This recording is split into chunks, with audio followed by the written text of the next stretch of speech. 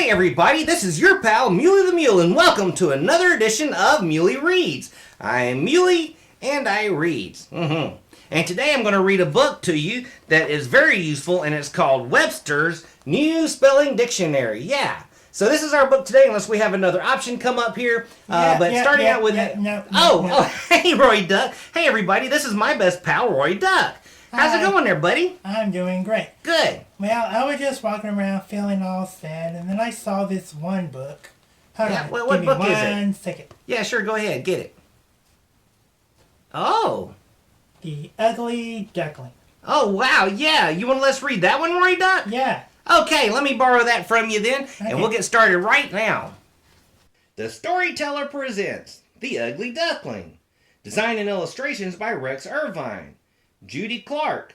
Music of the Great Masters. Copyright 1973 by Superscope. All the way back 1,000,000 years ago.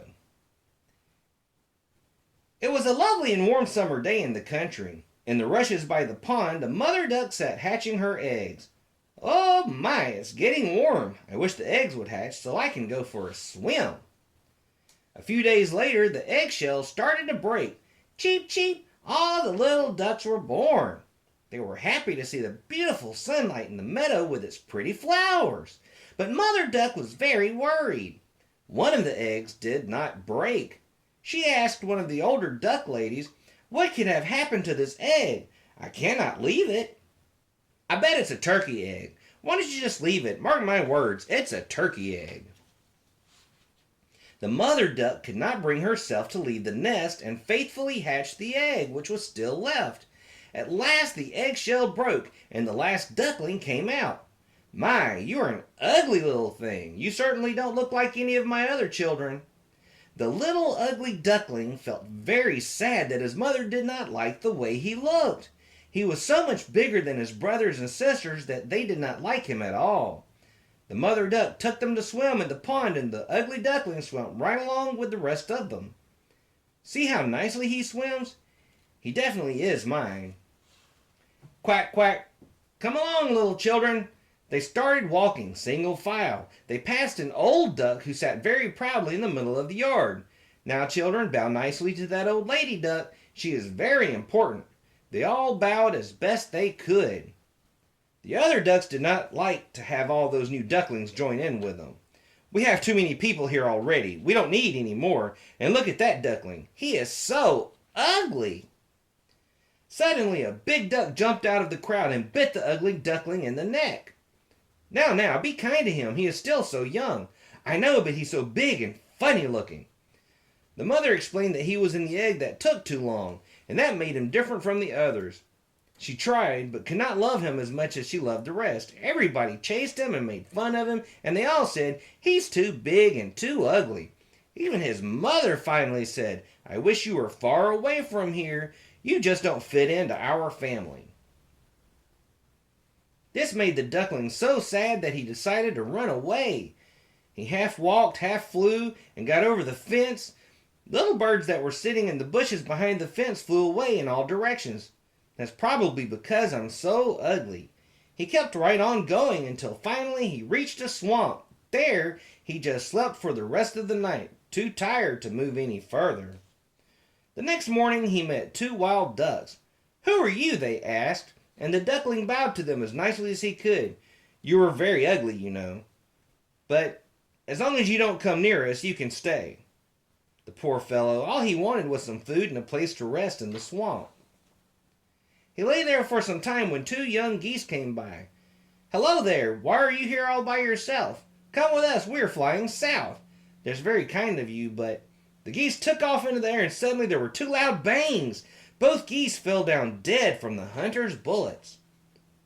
Then a big dog came and took them away. He snuffed at the duckling but left him alone. Thank goodness I'm so ugly. Even he did not want me. It was almost dark when the shooting stopped. Then the ugly duckling ran across the meadows until he came to a lonely old farmhouse. The wind began to blow and it became colder and colder. The duckling found a warm place and stayed there all night. The following morning he was found by an old woman who lived in the house with her cat and a hen. She was very fond of them and treated them like children. Well, what a lucky thing I found you. You could lay eggs for me, and that would bring in some money. Her eyesight was so bad that she could not tell that the duckling was only a baby and a boy duckling. After several weeks, she still did not have any eggs from the duckling. Finally, the hen and the cat spoke to him. Do you lay eggs? No. Can you purr like me? No. Then what can you do? I can swim and dive underwater. They thought that was a very silly thing to do. Who ever heard of anyone liking to be in the water? I had better leave then. I am not wanted here either. It became fall and the leaves were turning beautiful colors. It was beginning to get very cold. The poor duckling had nowhere to go. One evening, when he sat by a lake, he saw two beautiful white birds gliding through the water. He did not know that they were swans. They were so beautiful that he felt warm but strange inside. They flew out of the water with a terrible cry and went up in the sky, higher and higher. He stretched his neck to watch them until they were out of sight. He could never forget those beautiful birds. After they were gone, he dived underwater and stayed there for some time. When he came up again, he knew that he loved those birds. He did not know what they were called, but he really loved them. They won't like me, though. I'm too ugly. Winter came, and one night he froze in the ice of the swamp. In the morning, a farmer found him.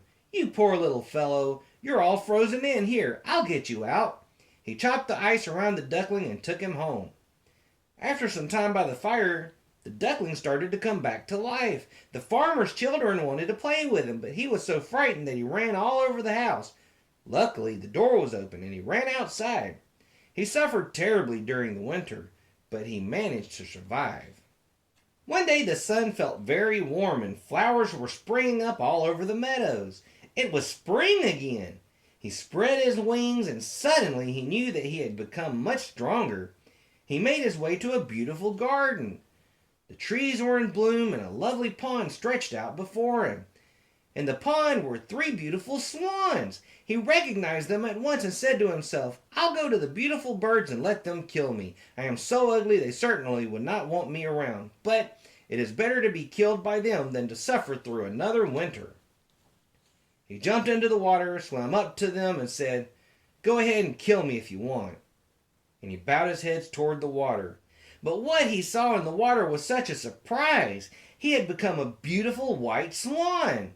Some children walking in the garden cried out, Oh, look! We have a new swan, and how beautiful he is! The other swans thought him to be so young and handsome that they bowed to him. Welcome to our pond. We are pleased to meet you. Thank you. I would love to stay with you. The ugly duckling, who had become a lovely swan, was very happy, and he lived in the pond with the other swans forever after. The end. Wow, that really was a great book there, Roy. What are you doing? I decided to be a swan. But, Roy Duck, you're a perfect, wonderful, beautiful duck. Really? Yeah.